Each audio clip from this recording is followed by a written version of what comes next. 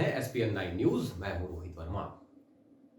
जम्मू कश्मीर जिला विकास परिषद चुनाव परिणामों को लेकर हर राजनीतिक दल अपनी अपनी पीठ थपथपा रहा है।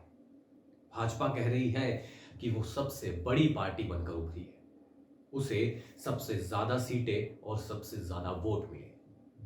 भाजपा इस जीत को प्रधानमंत्री नरेंद्र मोदी की विकास संबंधी नीतियों की जीत बता रही है और कह रही है कि जनता ने गुपकार गठबंधन को खारिज कर दिया है। वहीं दूसरी तरफ अगर गुपकार गठबंधन की बात करें तो उसका कहना है कि कश्मीर की जनता ने अनुच्छेद 370 हटाने के केंद्र सरकार के निर्णय को खारिज कर दिया है। गुपकार गठबंधन में शामिल नेशनल कॉन्फ्रेंस के नेता उमर अब्दुल्ला ने तो साफ कह दिया है कि हमारा चुनावी एजेंडा विकास था ही नहीं। हमने तो अनुच्छेद 370 बहाल करने और जम्मू कश्मीर का पुराना स्वरूप लौटाने के नाम पर जनता से वोट मांगा था। डीडीसी चुनाव परिणामों का विश्लेषण करें तो पहले हमको ये जान लेना चाहिए कि गुपकार गठबंधन में कुल 7 राजनीतिक दल शामिल हैं। जब इनको लगा कि भारतीय जनता पार्टी का मुकाबला अकेले नहीं किया जा सकता तो ये सभी दल एक साथ आ गए। पहले इन दलों का मकसद चुनावों का बहिष्कार करना था, लेकिन इन्हें लगा कि ऐसा करना भाजपा के लिए मैदान खुला छोड़ देने जैसा होगा और एक बार कश्मीर घाटी में भाजपा के उम्मीदवार निर्विरोध निर्वाचित हो गए तो पार्टी अपना आधार मजबूत कर लेगी। इसीलिए ये सारे दल एक बैनर तले आ गए।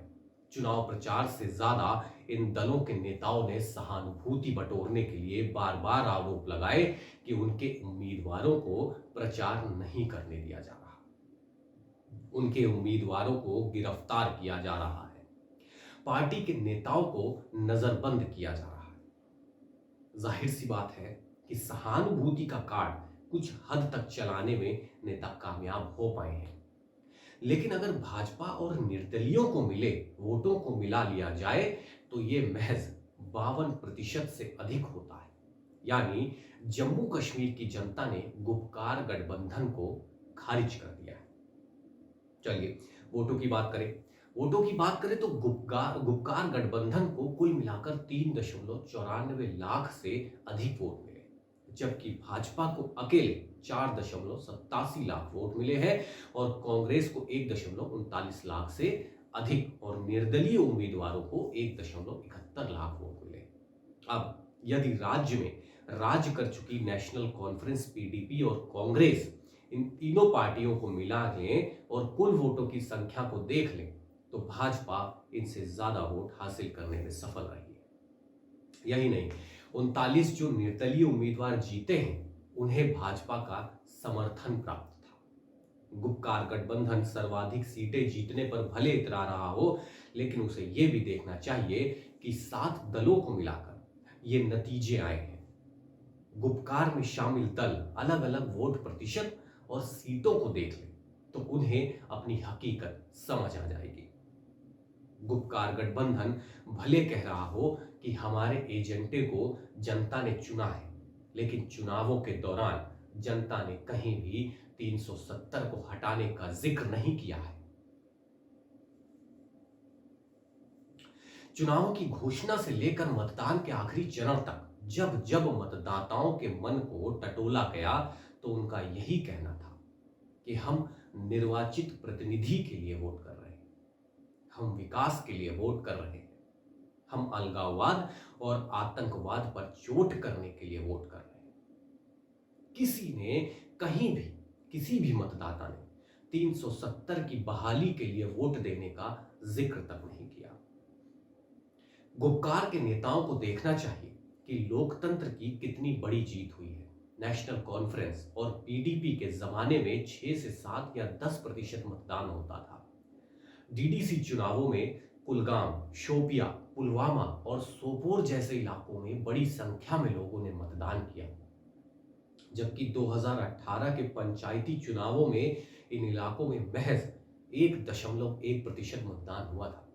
लेकिन न्यूनतम प्रतिशत वाले मतदान के बल पर सांसद विधायक बन जाने वाले नेताओं को यह नहीं दिखेगा कि कैसे सुरक्षित माहौल में 8 चरणों के डीडीसी चुनाव हुए, कैसे जनता ने निर्भीक होकर भीषण ठंड के बावजूद लंबी लंबी लाइनें लगाकर जम्मू कश्मीर का भाग्य बदलने के लिए वोट डाला। भारतीय जनता पार्टी की बात करें तो उसने कश्मीर घाटी में अपना खाता खोलकर बड़ी कामयाबी हासिल की।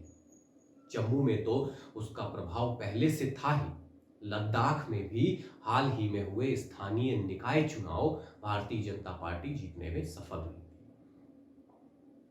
इन चुनावों में भाजपा को वोट कितने मिलेंगे या उसे सीटें कितनी मिलती हैं, इससे ज्यादा बड़ी परीक्षा इस बात की थी कि भारतीय जनता पार्टी के शासन में कश्मीर में कितने सुरक्षित माहौल में चुनाव हो पाते हैं, कितने निष्पक्ष चुनाव हो पाते हैं और भारतीय जनता पार्टी के राज्य में मतदान का प्रतिशत क्या रहता है।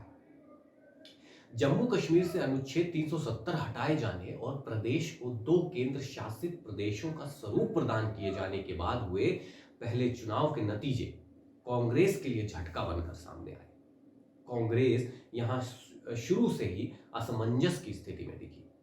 पहले उसे गुपकार गठबंधन में शामिल होना चाहा, लेकिन जब भारतीय जनता पार्टी ने इस बात को देश भर में मुद्दा बनाया कि कांग्रेस बताए कि वो 370 की बहाली चाहती है या नहीं, तो पार्टी गुपकार गठबंधन से अलग हो गई।